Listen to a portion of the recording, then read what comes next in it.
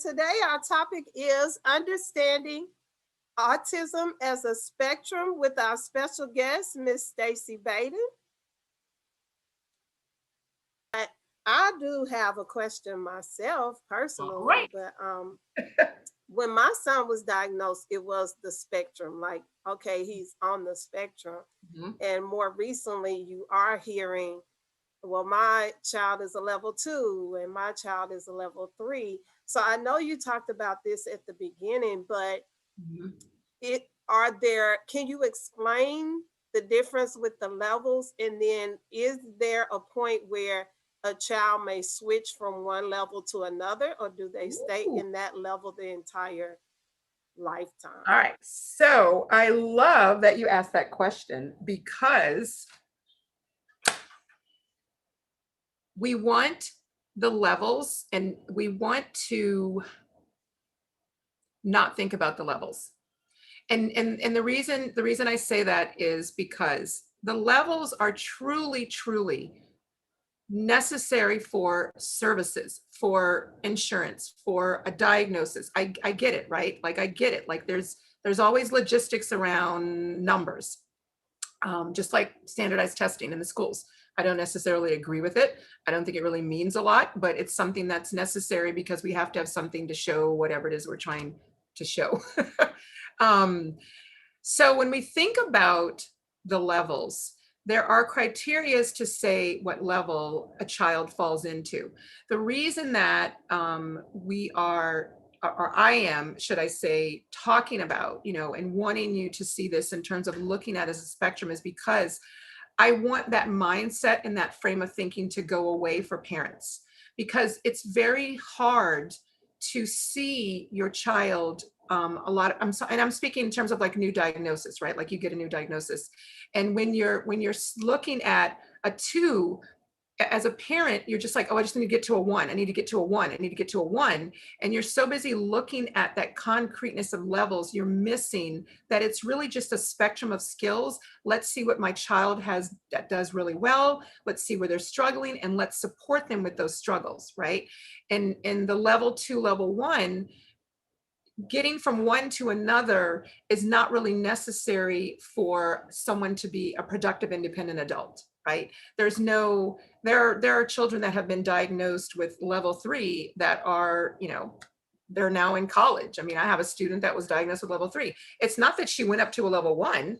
It's that the levels don't really indicate or dictate where you are, because you don't stay. There's no definitive. And if you think about it, Latanya, if you think about it, am I saying Latanya or Latoya? Sorry.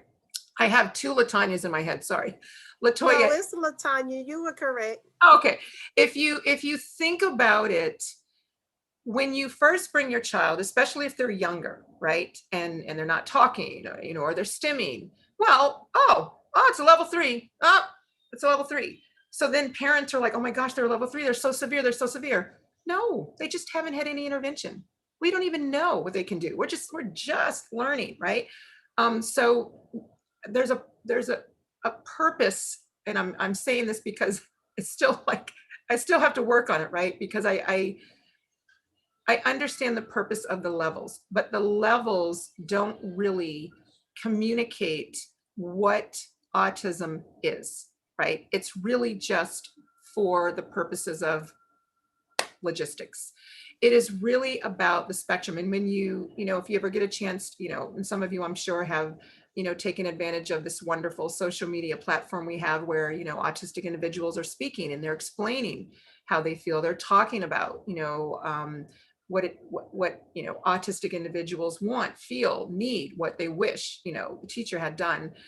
So thinking in terms of, and the reason I like that you asked the question is because when I work with my families, I want them to not look at a number. I want them to look at their child and what their child can do, and how can we support what they're struggling with, right? What do we need to do to support them? Um, it's I actually sometimes think of it in terms of GPA, right? Not that I think having a high GPA is a bad thing, but when I think about, leaving college, no one ever asked me what my GPA was when I went for a job. Nobody ever asked me. Now, of course, if you're getting into med school or law school or whatever, I understand that there's a need for it, just like there's a need for the numbers and the levels for insurance purposes. But I'm really, really trying to help parents see the spectrum component and not get stuck on the levels, because it really doesn't mean anything in regards to what your child can do now, can do in the future, can do when they become an adult. It really doesn't. But it's hard when you look at a number. I mean, anyone who's, I'm not sure, I can't see how many folks are out there listening, but I'm sure that there are parents who are going to see the replay, and anyone who's listening now.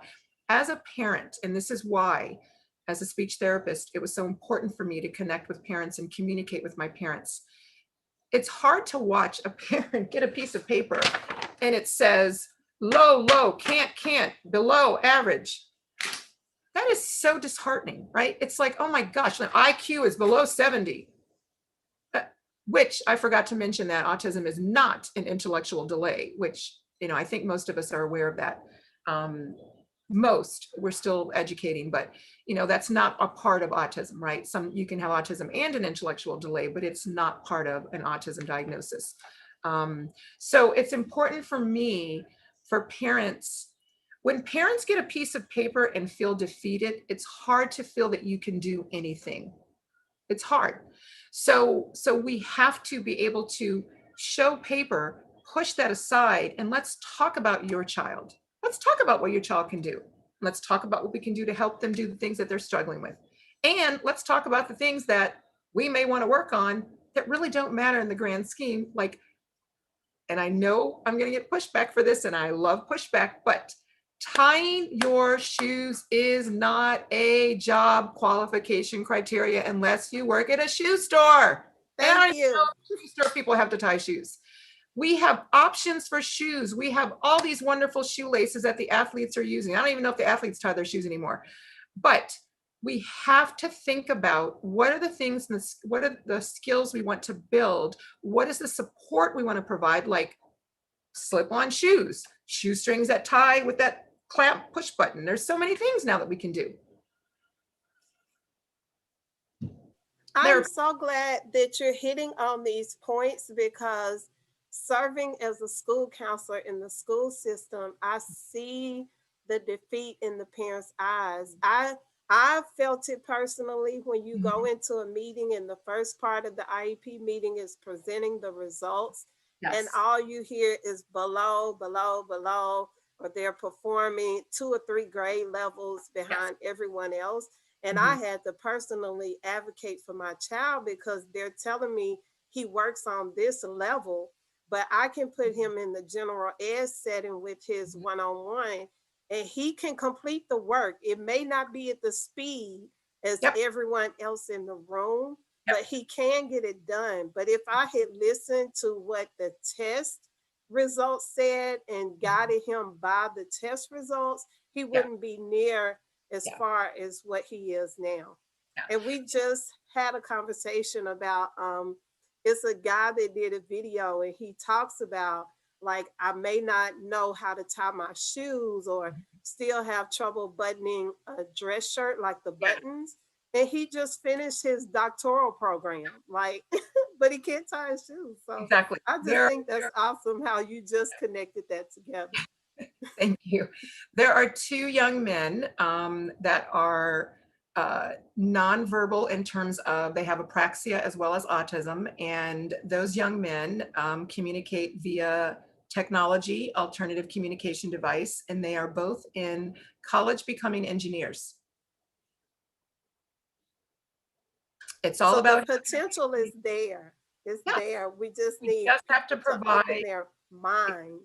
Well, we have to open our, I know it's hard. It is so hard for parents to realize that their child may not be verbally proficient, but there are so many ways to communicate with individuals. And even, verbal autistic individuals sometimes use backup with AAC device. I will be the first one to say that most of my friends who are autistic, they will much prefer to communicate via text message, because they can really, really proficiently communicate there's a lot to communicating verbally. I mean, from a speech therapist perspective, I remember my first speech 101.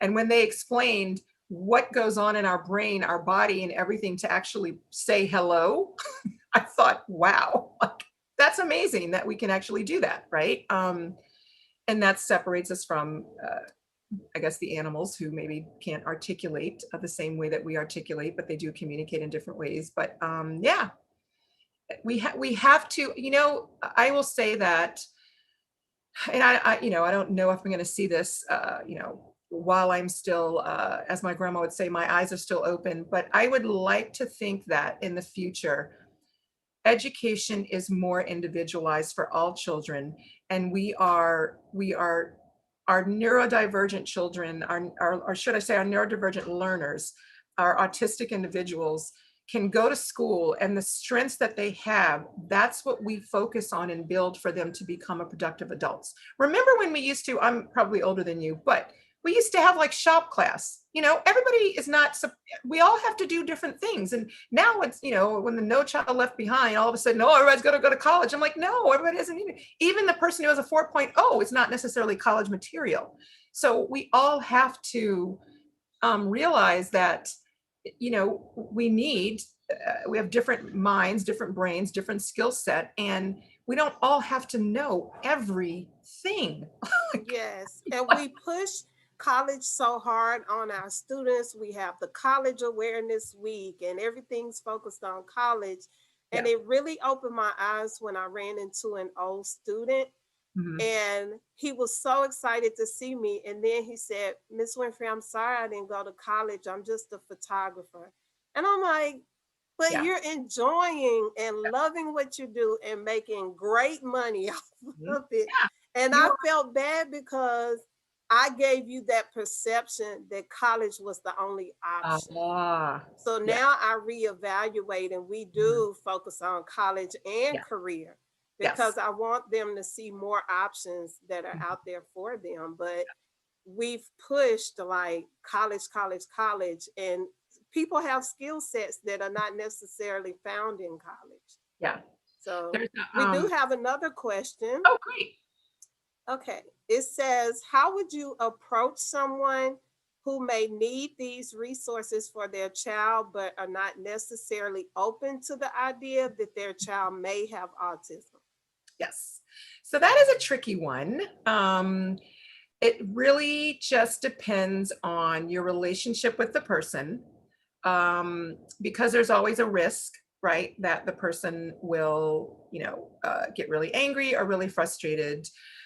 So what I typically do, and of course my dynamic would be really different, right? I typically will maybe say things like, "Oh, has the daycare, said any, you have any concerns, or sometimes I may say, have you thought about getting a speech evaluation, right? You don't necessarily have to introduce the word autism if that may be sort of something, a struggle.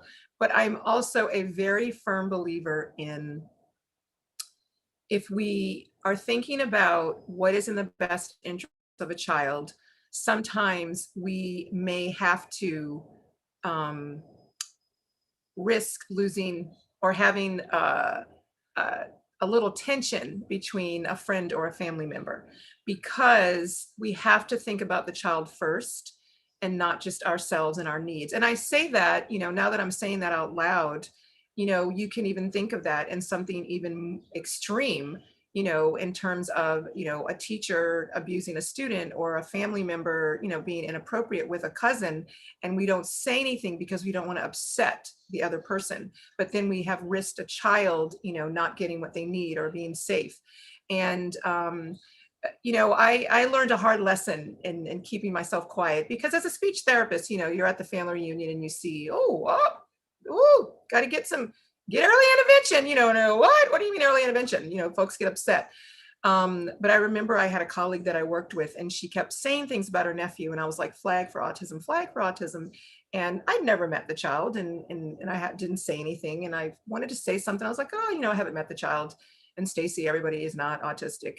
And then when he was misdiagnosed, and there was a very unsafe scenario, I felt really bad that I didn't say to her that I suspected. I mean, I don't know if it would have changed and his mom would have been open to it, but at least I would have said. And so I called 3 people that day and said, hi, just putting myself out there, not really sure how this is going to end. Just want to let you know that I love the fact that your 2-year-old nephew knows every weather and loves to watch videos on tornadoes, but just wanted to mention a couple of things that I noticed as well.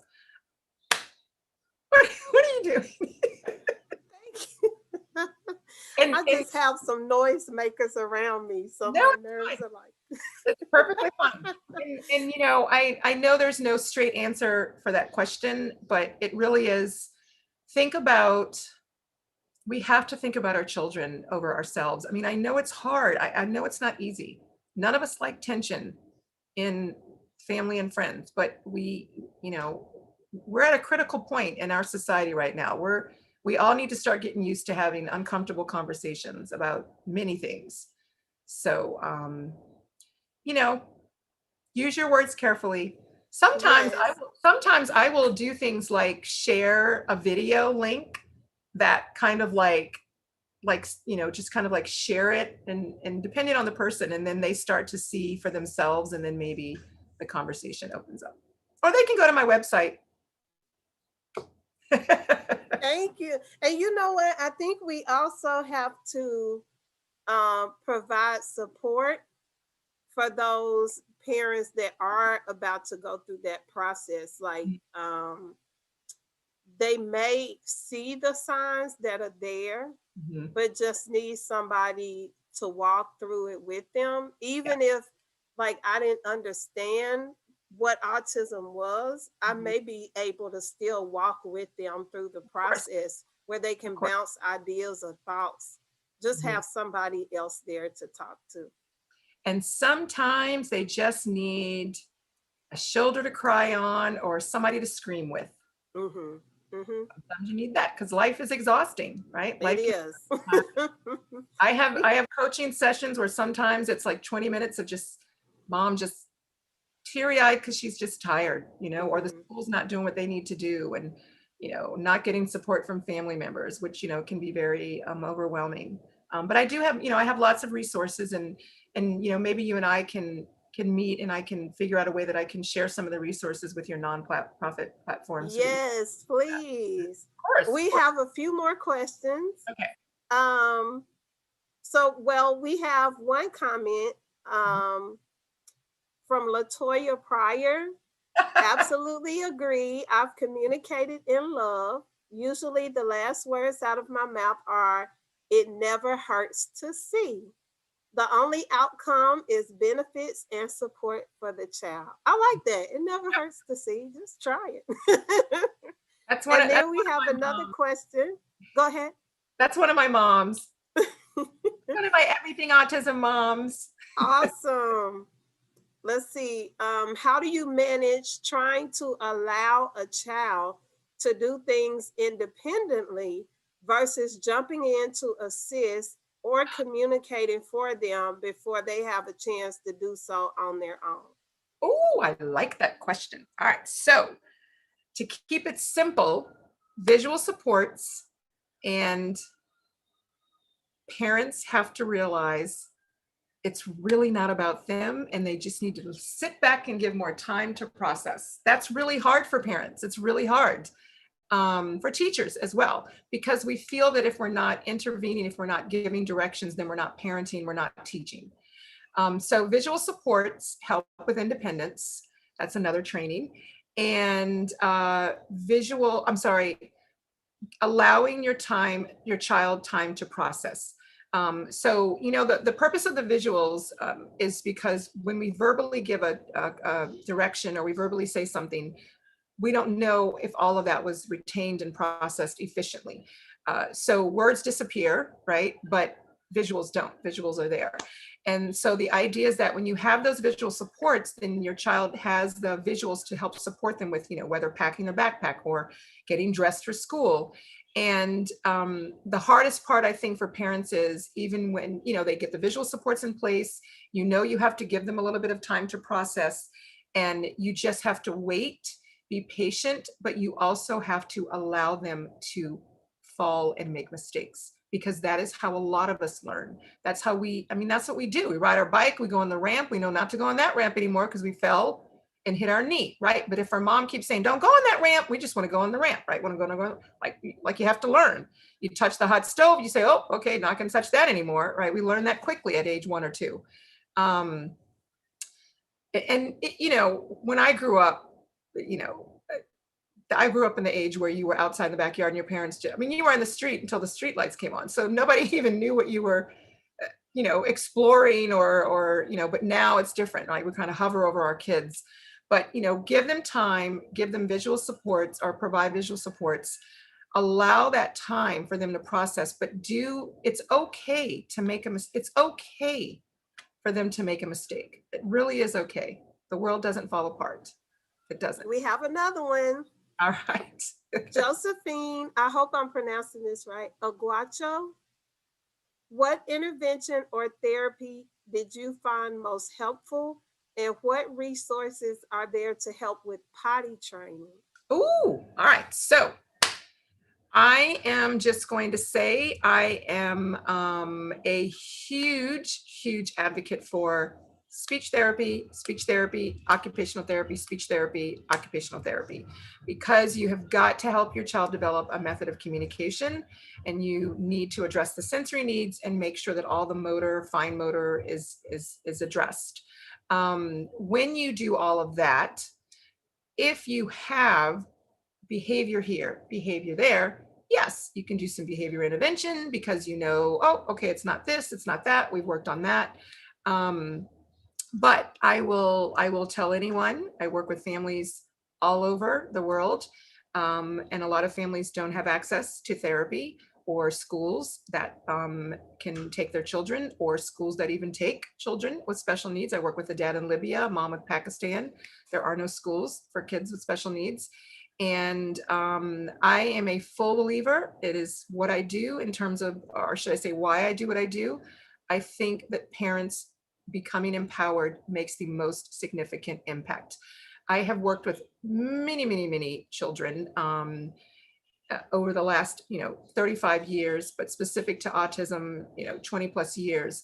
And when I see the children that I worked with 20 years ago, when I was trying to find information, that was before Google and cell phones, just to let you all know, and those children are now doing and being who they are supposed to be in this world because their parents did the work. They didn't have a therapist to go to. Now they had Miss Stacy when they were younger, but they didn't have, this special clinic, this special school, this special, program. Their parents learned what their children needed and they did the work, and that made a huge difference. So I do believe that therapy is very beneficial, but I believe that the right therapy is beneficial. I believe that parents have a right to know what their child needs because they should choose a therapist that understands and knows autism, not just any therapist, because that's important. Speech therapy for a child who is autistic is different than speech therapy for a child who is not. I'm telling you, parent empowerment makes a difference. You can be your child's expert. I'm not saying you have to do it all. I'm not saying that you can't get therapy, but it is the one common denominator in all of the children I know that I have seen grown up over the past 20 plus years. And hopefully I live long enough to see the ones that I have now that are a little grow up and get. Yes. Now, one more question. What about, I had a parent reach out this week. What would you suggest for parents where there's multiple children in the home? How do they give the child with autism the attention that they need to assist them and still give attention to the other children, but also teach them how to interact with their sibling? Exactly. And that is actually what I do in my parent coaching with parents. I help parents not only understand their child, but I help parents implement strategies in a practical way that works for the dynamic of their family, because every family is different. I get everyone involved. I've gone to homes and had all four siblings, including the 3-year-old, and everybody has a part in the sensory. Somebody else is in charge of making sure the visuals are put up. It is a team effort.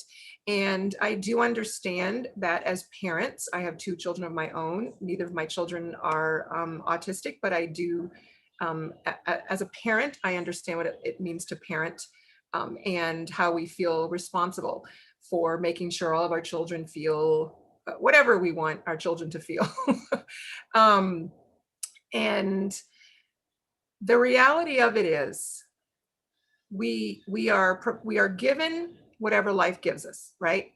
Whether it's a parent who is chronically ill, whether it is a person in the family with a disability, whether it is one parent, 2 parents, multi-generational family household, there's usually someone who needs a little bit more. And that's okay. That's just part of being a family. And I think if we're open about it, if we're open about, you know what, I know it feels like I spent a lot of time with your brother or a lot of time with your sister. Why don't we come up with what you would like to spend time and do with me? Spend that, find that once a week. I have a mom that, she, the child that is not autistic, she has a ice cream date with her once a week, just the 2 of them, 30 minutes. That's it. Little things that you can find. Children don't need a lot of our time. In fact, I think children are getting maybe too much of our time these days because we don't send them out to play and they're not really learning to problem solve, right? Because we're there all the time. And this is just, in general, the way our society is. And I understand why. I mean, I understand why we've shifted that way. But I do think that it is what it is. It is what it is. It is what it is. If when my cousin was, unfortunately diagnosed with cancer, we all had to shift our lives, right? It is what it is, and we have to work together, and we have to figure out what we can do to pitch in for the sake of our family unit. And we all need to be open with what we need, right? So if you need, one-on-one time with me, let me know. If you need to not have, whatever responsibility, we can talk about it. But the bottom line is we all have to pitch in, and not one person should be doing the cleaning, the garbage, and everybody needs to pitch in to run the household.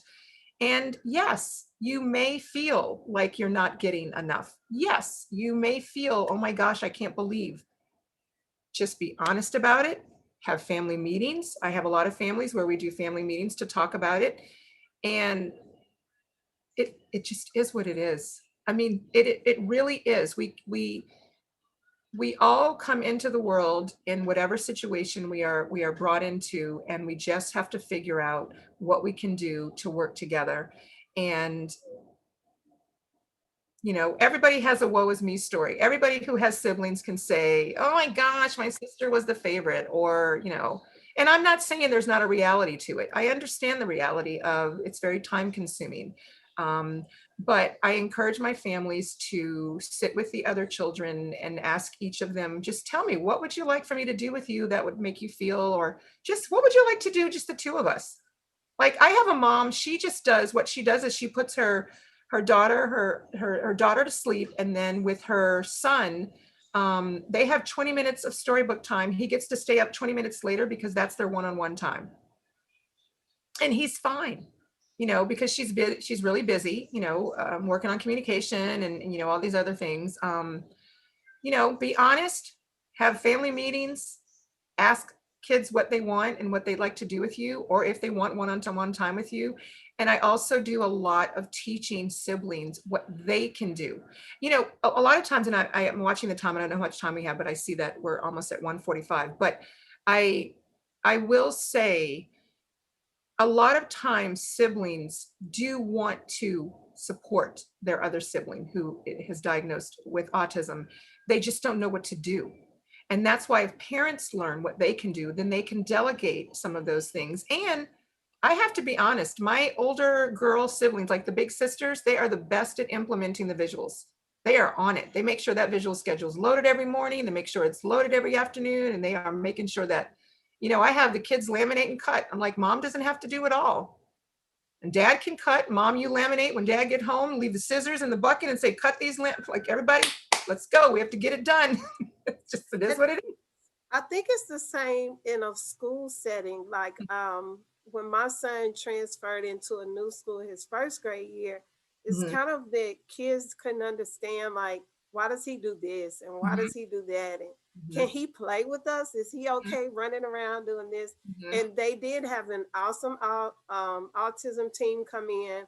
They Oh, good. read a book with the class. He wasn't in the room when they did it, but Mhm, and at the end of the story, it was like, do you know anyone that's like mhm. this character in the book? And then they learned how to interact with him. And the next year they did it with his entire grade level. Good. So that was the best. I think those were the best of his years Mhm. as far as social interaction with his peers, because they had been taught about how he works and Yep. explain things like, where the teacher said, I can't get on the computer, but he's over there on the Mhm. computer, Exactly. but it's a Exactly. different accommodation. So it opened their eyes up to a lot. Yeah. And We have that's another one. that's the way we're going to make changes by educating. Children are much more open to new ideas than adults are. Hmm. Mhm. Hmm. All right, what you got? Can school-based therapy through early childhood special education programs for autism suffice? That's for parents with transportation or time barriers to go to the clinic. So I will say, when I was a speech therapist in the schools, we did clinic style speech therapy. That is no longer the way speech therapy is provided in the schools. It's very different now. Related services are, um, it's just different. It's very different. I do not feel that school-based therapy is enough. I encourage families, if they can, to think about how they can either make some changes, and I know that's not always possible. I mean, I have a mother in New York that literally lost her job and is in a homeless shelter because she brought her child to therapy, but it was important that her child get therapy. And so that was, unfortunately one of the consequences of that situation temporarily, but um, it- good therapy is hard to find. um, and I do think bad therapy is damage to children. I don't think that any therapy is better than no therapy. But you can't always find the best therapy, but you want to find good therapy. And that doesn't mean you have to always find an expert, therapist. Sometimes therapists just haven't had a reason to learn more. So you can say, you know what, my child really loves working with you. I feel like maybe, is there any way that we can, you can get more training around autism?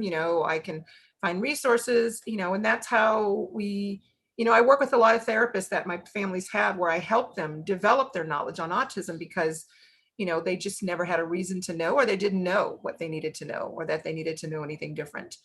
Uh, the school-based therapy is it's good. It just depends on the therapist, of course. But I encourage all of my families to keep private therapy as long as possible, even if that means 2 or 3 days a week they leave school, because the early foundational period before age 7, that's when you want to make sure you get their fine motor skills. You don't want to wait till they're in 5th grade and then say, oh my gosh, we didn't have time to work on whatever, midline crossing, or all these things. And then now they're just treading water in school, and it's just really frustrating. But I do know that that's not possible for all families. So I will go back to, when you are empowered, there are things you can do at home. All of my parents, when I work with parents, I provide them with activities and strategies to build fine motor skills, midline crossing. I consult with colleagues of mine who are occupational therapists. I consult with other speech therapists because I no longer work as a speech therapist, but uh, there are lots of things that parents can do at home, and parents really do have the power. They just need the tools. So if you can't get to private therapy, like I said, my parents in places that have no access, they are doing the work. And if you ask any of my parents, if Latoya is still there, Miss Pryor, she will tell you I am very practical. I want parents to be able to implement. And so I don't want it to be where you have to get all this special equipment. We do things around the house. If you look at any of my videos, it's all simple, practical things you can do around the house, but they build skills. And a lot of it is stuff that you do anyway. You just don't realize you're building a skill. And so I encourage you to do it more, right? Because you didn't realize that you could be, it's beneficial. And this will be our last question. All right. But before we take the last question, I do want to tell our viewers that we have a Facebook page and a Facebook group. So our group is more so if you have any follow-up questions for this, and Stacy, I'll add you to that group as well. Perfect. But they Perfect. can ask questions, and then members of the group try and provide answers for them. Perfect. So Great. our last question is from Misha Turner Rowland, which was one of our presenters on our first virtual series. How can you tell the difference between your child choosing not to listen because of the need to challenge boundaries versus if something is an autism issue? You guys have great questions. All right. So sometimes you can tell the difference and sometimes you can't. But how you can tell the difference is I am a firm believer in closing all of the loopholes. So I think of all the loopholes. So if I'm setting a boundary, I have the visual support, I've got the timer, I've made it very, very clear that this is what I've set them up for success. I gave them sensory regulation activities 45 minutes to an hour before the activity, so I know they're at their optimal regulation. So if a parent or a teacher provides the sensory regulation, the visual supports, the parameters, the boundaries, everything is visually communicated in a way your child processes, because visuals look different for each child, even within one household or one classroom. Then you can say, okay, so all of this is provided and we're still not getting, so let's look at the possible behavior function behind it, right? And what's interesting is, and I have these really great dialogues with ABA therapists in regards to the function of behavior. And I like to sort of, it's always interesting how if the function of the behavior, let's say, is escape, right? Usually the scenario I can bring back to, oh, they're escaping because of the sensory. Oh, they're escaping because the fine motor. Oh, they're escaping. So it's not escaping because I just want to escape. I get it. We know the function. Now, why? Why? Why are they not walking into that grocery store? Because it is overwhelming and we just can't go there. It's really hard for parents when I have to, because I'm always very honest. And, they're like, oh, I really want them to go to Sunday worship, and I'm like, okay, we're going to put that on the table. I know it's important to you, but you have a 3-year-old with sensory processing challenges. We have got to get some regulation in place, and then we can transition to going to. So shift out with dad, you guys take turns. We have to make adjustments temporarily sometimes to get to the long-term end result of being able to do that task. Parenting is unpredictable. Life is unpredictable, but parenting is shifting everything before we became a parent. So that is my way of determining whether or not it's just, that's just the child. And, of course, your children, parents know their children, we can tell when it's just personality or if it's just, and the reality of it is there are lots of things that I don't like to do, right? That I would love to say, I don't want to do that. And I say that a lot. You can ask anyone in my family. I'm like, I don't want to do that. I don't want to do that, right? Now, I'm an adult. I have a choice. And there are lots of things that I have to do that I don't want to do that I do. But I communicate that, right? I'm able to communicate and express that. For our children, it's hard for them to communicate. And sometimes they don't even know what the reason is. They don't know how to say, I'm sensory dysregulated, right? They don't know how to say, I'm having trouble with my executive functioning. They can't say that, right? Even if they are verbal, they don't understand that to be able to communicate. So we have to be the problem solvers in terms of looking to see and doing observations and just watching. Sometimes we just need to watch to see what they're going to do, and we can learn so much. And I will leave it at that and let you guys resonate. And hopefully that this discussion has sort of helped you to see autism from a different perspective and to see that spectrum component. And my website is here. I will say, and I think I started the sentence and knowing myself, I don't think I finished it. I am my website is under construction. It is available. There's information, but I am actually relaunching because I'm trying to make it easier for my families to access resources, training modules, and I'm trying to put it all in one place. So there are parts of it that are not completed. I'm still working on it. It's a labor of love. And I want it to look a certain way, but I didn't want to wait. Because there is, some of my services are available, but you can learn more about myself. And if you need to know any more, you already gave a whole, but learn more about what I can help you with is in regards to families. This was exciting. This is so much fun. Yes, thank you, Stacy. You are like full of knowledge about autism. I love this. And I will be reaching out to you again, believe me, for future informational sessions. I appreciate this so much. No, We this was thank good. our viewers for sticking around with us. They had some awesome questions. Yes. And you received many compliments in our chat about how this has been an informative session. So we thank you, Stacy. Good. That's what I want. Everyone to get a little bit knowledge to make you want to find out a little bit more. Yes. And so we will just end our event today. I'm going to put up our social media handles. So you have our YouTube channel that you're on now. So you can go and subscribe to our YouTube channel. We do have Facebook, Happy Joseph's Journey. Our Instagram is at Joseph's Journey. Twitter, Happy Joseph's Joe 1, and our website, which you can purchase your shirt. We will be wearing them on April 2nd for Autism Awareness Day. We thank everyone for your support, and we look forward for you joining us for future events. Thank you again, Stacy, for your participation today. We appreciate everything that we learned during this session. Good. Thank you all have a great day and get out and enjoy your weekend.